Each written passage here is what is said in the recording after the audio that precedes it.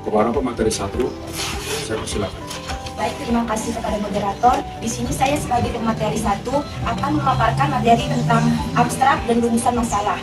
Adapun abstrak pada proposal kelompok 4 yaitu negara Indonesia menggunakan penerapan prinsip kebinekaan dalam memberikan hak beribadah bagi semua warga negara. Hal tersebut merupakan kunci untuk menjaga harmoni sosial dan persatuan.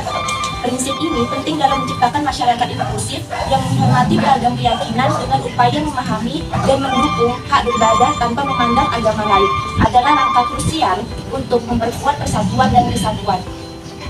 Penelitian ini bertujuan untuk mengkaji penerapan prinsip kebinekaan dalam memberikan hak beribadah kepada warga negara sebagai alat untuk memelihara persatuan dan kesatuan di Indonesia. Hasil penelitian menunjukkan pentingnya prinsip kebinekaan dalam memelihara persatuan bangsa dengan mendukung hak beribadah tanpa memandang agama. Meskipun ada tantangan, upaya ini penting untuk menciptakan masyarakat inklusif dan harmonis di negara yang beragam seperti Indonesia. Selanjutnya, rumusan masalah. Adapun rumusan masalah pada proposal kelompok 4 yaitu yang pertama, bagaimana kendala tokoh agama, ustadz atau kiai dan pendeta dalam menghadapi pro kontra di masyarakat. Yang kedua, bagaimana solusi dari responden yang diperoleh dalam menyikapi pro kontra kedua agama tersebut terhadap kebinekaan. Yang ketiga, bagaimana bentuk toleransi umat beragama dan kerukunan masyarakat di lingkungan Masjid Quwattul Muslimin dan Gereja Katolik Santo Paulus. Sekian materi dari saya kembalikan kepada moderator. Terima kasih kepada pemateri 1. Selanjutnya kepada pemateri 2, dipersilakan. Baik, saya Tia Burgati sebagai pemateri kedua, saya sedikit memaparkan tentang tantangan dan konflik dalam penerapan prinsip kebinekaan dalam memberikan hak ibadah. Tantangan dan konflik dalam penerapan prinsip kebinekaan dalam memberikan hak ibadah di Indonesia dapat dijelaskan sebagai berikut. 1. Indonesia memiliki beragam agama dan kepercayaan. 2. Tantangan lain adalah perbedaan dalam pemahaman dan tafsir agama. Yang ketiga, politik dan faktor sosial seringkali menjadi sumber konflik. Yang keempat, persoalan terkait pembangunan dan penggunaan tempat ibadah seperti gereja, masjid, dan pura juga sering menjadi sumber konflik. Yang kelima, budaya dan tradisi juga menimbulkan konflik dalam memberikan hak ibadah. Misalnya perayaan agama dengan ritual yang beresiko mengganggu masyarakat sekitar. Yang selanjutnya, solusi untuk mengatasi tantangan dan konflik dalam beribadah. Solusi untuk mengatasi tantangan dan konflik dalam penerapan prinsip kebinekaan dalam memberikan hak ibadah di Indonesia melibatkan upaya bersama dari pemerintah, masyarakat, dan pemimpin agama. Beberapa solusi yang dapat dipertimbangkan meliputi 1. Meningkatkan pemahaman masyarakat tentang beragam agama dan kepercayaan yang ada di Indonesia melalui pendidikan dan kampanye. Kesadaran dapat membantu mengurangi konflik. Yang kedua, menguatkan perlindungan hukum untuk hak asasi manusia, termasuk beribadah. Yang ketiga, mendorong dialog antar agama dan kerjasama antar umat beragama adalah langkah penting. Yang keempat, pemimpin agama memiliki peran penting dalam menenangkan konflik dan mempromosikan perdamaian. Yang kelima, membangun kapasitas dalam mediasi konflik dan penyuluhan konflik dapat membantu mencegah eskalasi konflik yang berpotensi merugikan. Yang keenam, pemerintah dapat meningkatkan transparansi dan akuntabilitas dalam pengelolaan izin dan lokasi tempat ibadah. Sekian dari saya serahkan kepada moderator. Terima kasih kepada pemateri kedua. Selanjutnya kepada pemateri ketiga, saya silakan.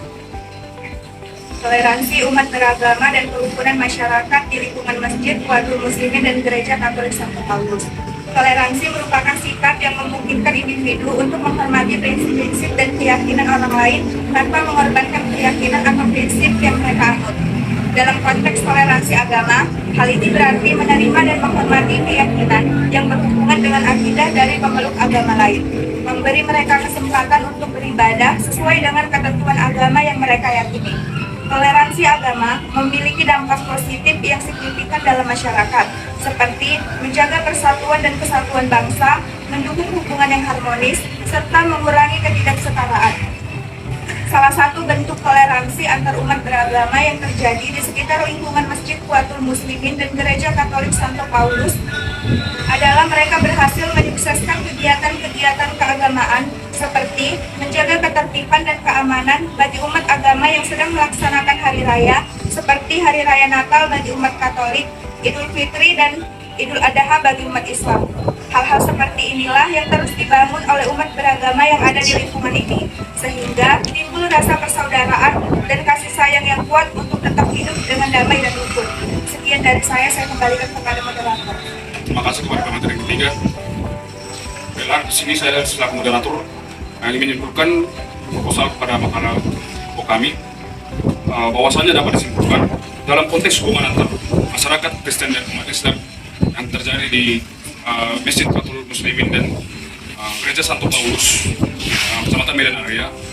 Beliau menekankan toleransi itu penting, saling menghargai, tidak ikut campur tangan dalam urusan pribadi baik hal dalam acara-acara kegiatan resmi maupun non resmi yang terjadi pada umat Islam dan juga umat Kristen yang ada di Masjid Fathul Muslimin dan juga Gereja Santo Paulus Kecamatan Medan Area.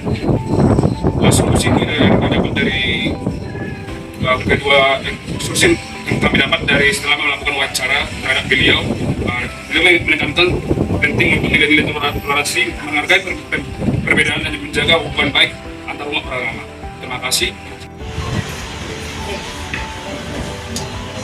Jangan nampakkan kaki saya.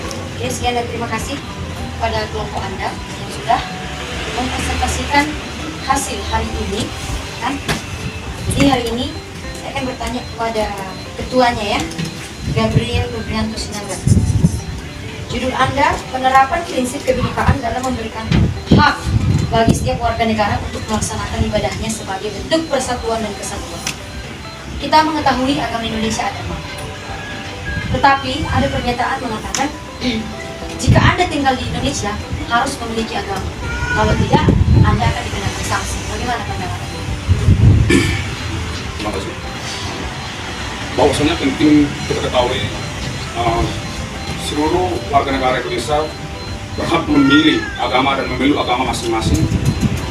Itu merupakan suatu kewajiban yang telah dimiliki sejak lahir, yang telah dibawa dan ditekun dan menekankan bahwasannya diri kepada Tuhan yang telah dianugerahi. Oke. Baik, Azam. Untuk Siko Indri Astuti ya. Saya mau bertanya, studi kasus Anda umat Islam dan Kristen di Masjid Fathul. Berapa kali kelompok Anda melakukan penelitian? 2 kali. Apakah dengan 2 kali datanya sudah efektif? Sesuai sumber dari yang ada wawancara Ibu, Ada berapa responden wawancara? 8. Siapa saja? satu ustaz di masjid, 1 pastor di gereja, terus yang lainnya masyarakat. Berarti 2. 6 lagi masyarakat. Ada jalan. 2 pengurus, 1 pengurus masjid, 1 pengurus di gereja. Oke. Mungkin untuk Siko dan Nanda mana Nanda? Ya, saya mau bertanya Nanda. Waktu penelitian di Gereja Katolik Santo Paulus di Kecamatan Medan Area, apakah ada? Bagaimana pandangan Anda? Apakah Anda merasa bukan saya Islam?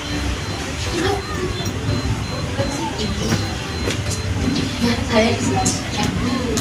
Apakah ada gitu kan pribadi seseorang yang mengatakan haram loh bagi saya meletakkan kaki ke gereja, misalnya gitu kan?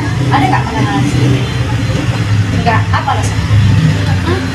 Saya wawancaranya tokoh Islam atau Ustadz, dia bilang lakum dinukum waliyadin, yang artinya agama saya untuk saya, agamamu untukmu. Diri Ardini, saya mau bertanya ke dia. Setelah Anda melakukan wawancara dengan 8 responden, kan 1 Ustadz, 1 pastor, kendala apa yang Anda alami ketika melakukan? Terima kasih Bu. Kendala dari saya sendiri itu mungkin tidak ada ya Bu, karena kan ketika kami kan memulai penelitian pada pihak dari masjid dulu Bu. Ketika kami melakukan penelitian dan kami kan meminta waktu kepada Ustadz untuk waktu wawancaranya Bu. Karena bisa wawancara kan kami kan banyak memberikan 5 pertanyaan kepada Ustadz. Kami bertanya kayak bagaimana sih mungkin kendala yang selama ini terjadi di lingkungan sekitar, apakah ada semacam konflik atau kendala yang sulit untuk dialami oleh pihak bagian umat Islam, Bu. Karena kami bertanya. Kita, kan, untuk sih, boleh. Ada berapa pertanyaan Anda? 10 soal. Soal wawancara kan? 10 soal. Di antara 10 soal tersebut, menurut pandangan Anda, dari secara kurvanya, pertanyaan nomor berapa yang sangat signifikan jika Anda bagus?